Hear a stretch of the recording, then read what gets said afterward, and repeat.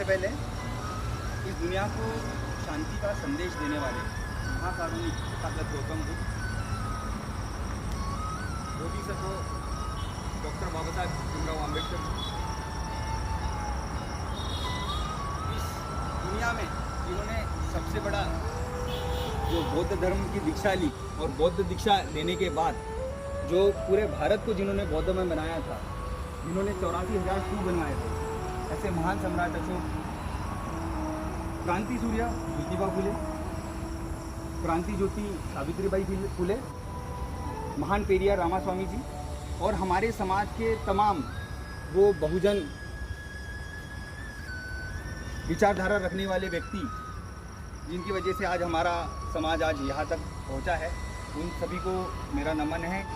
तो साथियों, बाबा साहब ने एक बात बोली थी। बाबा साहब ने कहा था, मनुष्य धर्म के लिए नहीं होता है, धर्म मनुष्य के लिए होता है। और जो धर्म किसी एक व्यक्ति को या किसी एक विशेष वर्ग को कुछ अलग से फैसिलिटीज़ दे और उसको श्रेष्ठ कहे और किसी दूसरे को नीच कहे, वो जो धर्म है वो धर्म नहीं है, वो आपको गुलाम करने का षड्यंत्र है, वो आपको गुलाम करने की साजिश है। और तभी बाबा साहब अम्बेडकर ने कहा था कि मैं हिंदू धर्म में ज़रूर पैदा हुआ हूँ, मैं हिंदू धर्म में मेरा पैदा होना ये मेरे हाथ में नहीं था, पर हिंदू धर्म में नहीं मरना ये मेरे हाथ में ज़रूर है। हमने 14 अक्टूबर 1956 को बौद्ध धर्म की दीक्षा नहीं ली, हम ऑलरेडी बुद्धिस्ट ही थे। बाबा साहब वापस हमको अपने धर्म में वापस लेकर आए। बाबा साहब जब स्कूल में पढ़ाई करने के लिए जाते थे तो स्कूल के बाहर उनको बिठाया जाता था। ये हमारे महापुरुषों की वजह से हम हैं कि आज उन्होंने हमको हक अधिकार दिए और आज इसकी वजह से हम यहाँ तक पहुँच पाए। तो बाबा साहब ने जब बताया, मैंने स्कूल में जब जाते थे उनको बाहर बिठाया जाता था और कई बार जब वो उनको प्यास लगती थी तो पानी पीने के लिए भी कोई व्यक्ति नहीं रहता था उनके पास में। अगर पीऊँ जिस दिन नहीं आता था तो बाबा साहब को उसके बिना मतलब पानी पिए प्यासे रहना पड़ता था। नौकरी लगी थी तो पहली बार जब दूसरी बार जब गए थे बड़ौदा में, तब भी क्या हुआ उनके साथ क्या हुआ, वहाँ पे इतना बड़ा ऑफिसर, कोई उतना किसी की डिग्री नहीं, कितनी हैसियत नहीं थी उनकी उनसे मैच करने की, उनकी शिक्षा की मैच, उनके बौद्धिक क्षमता की मैच करने की, उनकी डिग्रियों के साथ मैच करने की। पर एक सादा सा पीऊन, एक ऐसा व्यक्ति उनको फाइलें पैक कर देता था। पर ये किस कारण? उनको वहाँ पे भी ऑफिस में भी पानी नहीं दिया जाता था, ऑफिस में भी उनके लिए अलग से घड़ा रखा जाता था, वही वहाँ से पिएंगे, कोई उनको देता नहीं था। उन्होंने कितने मतलब ऐसे खून के आंसू पिए होंगे बाबा साहब ने। एक अशिक्षित व्यक्ति, पीऊन व्यक्ति उनको, और ये क्यों होता था? ये होता था हमारे जाति व्यवस्था के कारण, ये वर्ण व्यवस्था के कारण हमारे साथ ऐसा होता। 13 अक्टूबर 1935 को बाबा साहब ने नासिक डिस्ट्रिक्ट में येवला करके जगह है, वहाँ पे उन्होंने ये निश्चय किया था, एक सभा बुलाई थी, वहाँ पे उन्होंने ये किया था कि, और ये जो बात मैंने आपको पहले बताई, वहाँ पे उन्होंने ये बात बोली थी कि मैं हिंदू धर्म पर जरूर पैदा हुआ, हिंदू धर्म में जरूर पैदा हुआ, पर मैं मरूंगा नहीं और मैं इस हिंदू धर्म को त्याग कर मैं नया धर्म लूँगा। और कौन सा धर्म लूँगा कौन सा नहीं, ये तब निश्चय नहीं किया। तो बाबा साहब ने लगभग 35 साल का गहन अध्ययन किया सारे धर्मों के ऊपर, बहुत सारी किताबें पढ़ी। उसके बाद फिर 14 अक्टूबर 1956 को बाबा साहब ने नागपुर में बौद्ध धर्म की दीक्षा ली। सारी पढ़ाई करने के बाद, क्योंकि बाबा साहब का कहना था कि धर्म परिवर्तन करना ये कोई बच्चों का खेल नहीं है। बाबा साहब ने कहा था, जिस तरह एक नाविक एक जगह से दूसरी जगह जाता है, समुद्र पार करके जाता है, तो उसको जितनी तैयारी करनी पड़ती है ना, 2-3 महीने उसको लग जाते हैं एक जगह से दूसरी जगह जाने के लिए, खाना पीना सारा वो उसके साथ में जो लेके जाना है, तो उतनी तैयारी करनी पड़ती है। धर्म परिवर्तन करना कोई बच्चों का खेल नहीं है, इसीलिए हमें सोच समझ के ये स्टेप उठाना है। तो 14 अक्टूबर फिर बाबा साहब ने सारे धर्मों का अध्ययन किया और अंततः 14 अक्टूबर 1956 को नागपुर के दीक्षा भूमि में अपने 5 लाख अनुयायियों के साथ में बौद्ध धर्म की दीक्षा ली। बौद्ध धर्म में आत्मा परमात्मा इसका कोई रोल नहीं है, स्वर्ग नरक इन सब बातों का कोई रोल नहीं है। सिर्फ मनुष्य की उन्नति मनुष्य की उन्नति किस प्रकार हो सकती है, बस इसी बारे में है। एक मनुष्य क्या दूसरे मनुष्य के प्रति व्यवहार, एक बौद्ध धम्म में समता, स्वतंत्रता, बंधुता, न्याय और करुणा, इस बातों पर बौद्ध धम्म आधारित है। और बाबा साहब कहते हैं कि जिस धम्म में ये चीज़ें हैं ना, इंसान को उससे ज़्यादा कुछ नहीं चाहिए अपनी प्रगति करने के लिए, चाहे वो सामाजिक हो, आर्थिक हो, शैक्षणिक हो, राजनीतिक हो, किसी भी तरह की प्रगति करने के लिए आपको यही मूल सिद्धांतों की ज़रूरत होती है। इसीलिए हमको यही चीज़ चाहिए। और इसीलिए बाबा साहब ने आप देखिए भारत की संविधान की प्रस्तावना में क्या लिखा है ना, समता, स्वतंत्रता, बंधुता, न्याय, है ना। क्यों? क्योंकि वो बाबा साहब ने कहीं और से नहीं लिया हुआ है, वो बाबा साहब ने तथागत भगवान गौतम बुद्ध से सारी चीज़ें ली।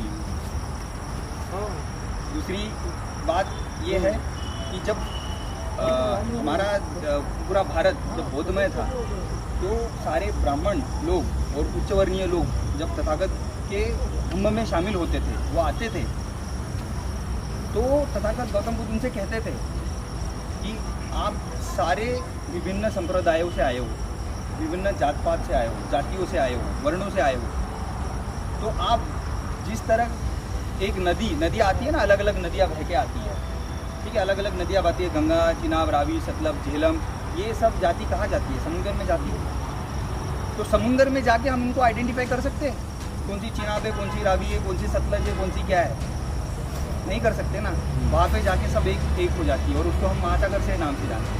वैसे ही जब दूसरे जाति के, दूसरे धर्मों के, दूसरे पंथों के, दूसरे संप्रदाय के लोग जब बौद्ध धम्म में आते हैं, तो उनकी जो आइडेंटिटी है वो ख़त्म हो जाती है। बौद्ध से उसकी आइडेंटिटी होती है क्षमता से।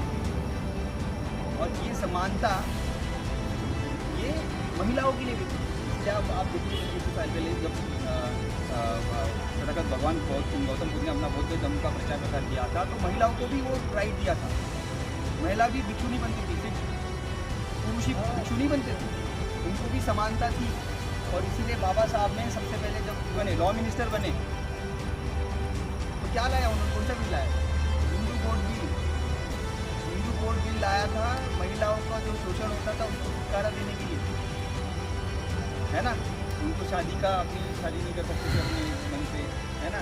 शादी करने के बाद उनको डिवोर्स नहीं कर सकते थे, बच्चा गोद नहीं ले सकते थे, पति के प्रॉपर्टी पे अधिकार नहीं रहता था, ये बहुत सारी चीज़ें थी। तो सबसे पहले आज इक्वल वर्क इक्वल पे है, बाबा साहब ने दिया हुआ है। मैटरनिटी लीव बाबा साहब ने दी हुई है। तो ये कैसे दिए? क्योंकि बाबा साहब ने देखा ना, पढ़ा ना, ये पहले हमारे ऑलरेडी ये था हमारे सिस्टम में। बाबा साहब ने हमको जो धम्म दिया वो कोई अलग से नहीं लाया, कोई फॉरेन का नहीं है, कोई बाहरी देश का नहीं है, वो इसी देश का है। इसी देश से हमें लाके दिया हुआ है वो धम्म, और हम अपने ही धम्म में वापस हमारी वापसी हुई। बाबा साहब ने 14 अक्टूबर 1956 को, और हर साल बहुत लाखों में लोग आते हैं वहाँ पे बाबा साहब को मान वंदना करने के लिए। पूरे देश से लोग आते हैं, पूरी गाड़ियाँ भर भर कर जाती हैं। हमारे एसोसिएशन के भी लोग जाते हैं। हमारे एसोसिएशन की जो all India SC ST employ welfare association की टीम है, जो हमारे हजीरा की टीम है, मुंबई की टीम है, मुंबई है, गोवा है, तो वो लोग हर साल पिछले 15-20 साल से अपना स्टॉल लगाते हैं नागपुर में। और नागपुर में मेडिकल कैंप लगाते, एक कोई मेडिकल लैब कैंप लगाता, एक कोई हायर एजुकेशन का कैंप लगाता, है ना। हायर एजुकेशन कैंप भी लगाने का महत्व है, क्योंकि बाबा साहब ने बोला था कि हमको क्लर्क नहीं चाहिए, हमको क्लर्क पैदा नहीं करना है, हमको हाई एजुकेशन वाले लोग पैदा करने हैं, जो पूरी समाज को चेंज कर दे। हमको वो लोगों को पैदा करना है। इसीलिए बाबा साहब ने लॉर्ड लिंडिथ को, एक जो थे अंग्रेज अधिकारी उस टाइम पे, 16 लोगों को भेजा था विदेश में पढ़ने के लिए, उच्च शिक्षा लेने के लिए।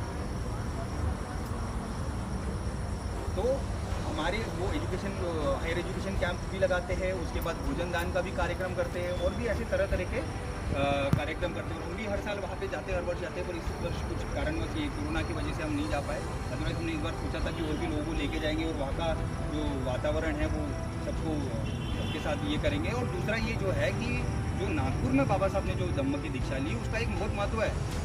हर चीज़ का एक बहुत एक रीज़न है। ऐसा नहीं कि बाबा साहब ने नागपुर वो ऐसा कहीं पे भी लेना ये नहीं था। वो चाहते तो इतनी छोटी जगह नागपुर, उस समय नागपुर 1956 में तो बहुत छोटा सा टाउन था ना, इतना बड़ा सिटी नहीं था। वो तो मुंबई भी ले सकते थे, बाकी जगह भी ले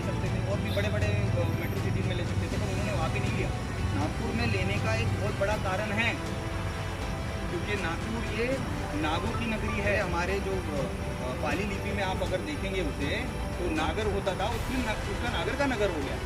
तो जिस जगह पे, जिस नागर में हम लोग रहते थे, उसको नाग लोग कहा जाता था, नागवंशी, और इसीलिए उसको नागवंशीय कहा जाता है। और वहाँ पे हमारे नागपुर में एक नाग नदी भी बहती है, इसीलिए नागपुर का नाम नाग भी है। तो ये जो नागवंशीय लोग हैं, जिसमें मैं भी हूँ, घर भी है, और जितने भी नागपुर के जो लोग हैं आसपास के, वो सारे हम नागवंशी हैं। और नागवंशियों का ऐसा हमारा इतिहास है कि जब बौद्ध धर्म का सबसे ज़्यादा प्रचार प्रसार नागवंशीय लोगों ने ही किया। एक समय पूरे नागपुर में ऐसे सारे बौद्ध भिक्षु और ये सारे विचरण करते थे वहाँ पे, इतना बौद्धमय वो जगह थी वहाँ पे उस समय। इसीलिए उन्होंने, बाबा साहब ने ये धम्म की दीक्षा नागपुर में से ली।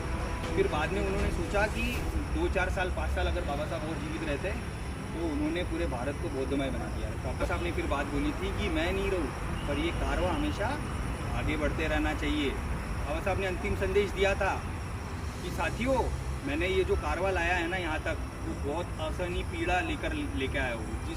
जितने मैंने आंसू, खून के आंसू पिए इसके लिए, और जितनी मैंने पीड़ा सहन की है, शायद ही मेरे से कोई व्यक्ति ऐसा होगा जिसके साथ इतना जिसने पीड़ा सहन की होगी।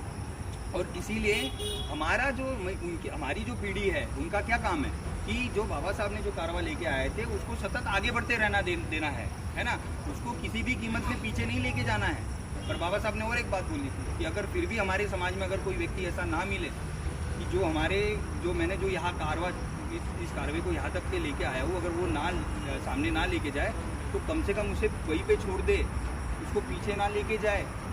तो हमको ये जो बाबा साहब का संदेश है, वो बहुत ही समझने की ज़रूरत है। उसने क्या बोला था, जो कौम इतिहास नहीं जानती, वो कौम कभी इतिहास नहीं बना सकती। ये बात हमेशा ध्यान में रखना।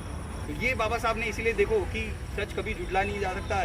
2500 साल पहले जो सम्राट अशोक ने जो धम्मचक्र फैलाया था, इसीलिए उनको व्हील टर्निंग मोनार्क बोल के, धम्मचक्र, धम्म का चक्र है वो, है ना, जो घूमता है, जो हमारे राष्ट्रीय ध्वज में भी लगाया हुआ है। बाबा साहब की मेहनत से ही वो राष्ट्रीय ध्वज में वो आए। बाबा साहब ने बड़ी अपनी मेहनत की, और बाबा साहब ने वो ये क्या राष्ट्रीय चिन्ह भी जो हमारा है, वो सारनाथ का स्तंभ है वो, है ना।